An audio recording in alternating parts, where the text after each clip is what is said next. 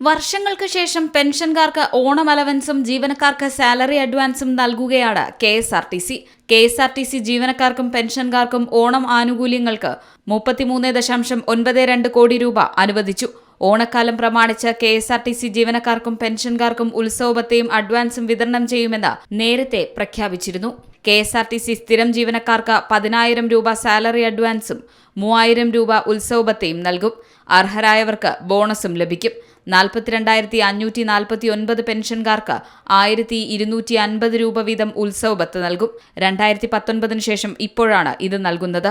താൽക്കാലിക ജീവനക്കാർക്ക് 1,000 രൂപ അലവൻസ് ലഭിക്കും. സ്ഥിരം ജീവനക്കാർക്ക് ഓണം അഡ്വാൻസ് നൽകാൻ 21.5 കോടി രൂപ കെ.എസ്.ആർ.ടി.സിക്ക് പ്രത്യേക അഡ്വാൻസായി മന്ത്രിസഭാ തീരുമാനപ്രകാരമാണ് അനുവദിച്ചത്.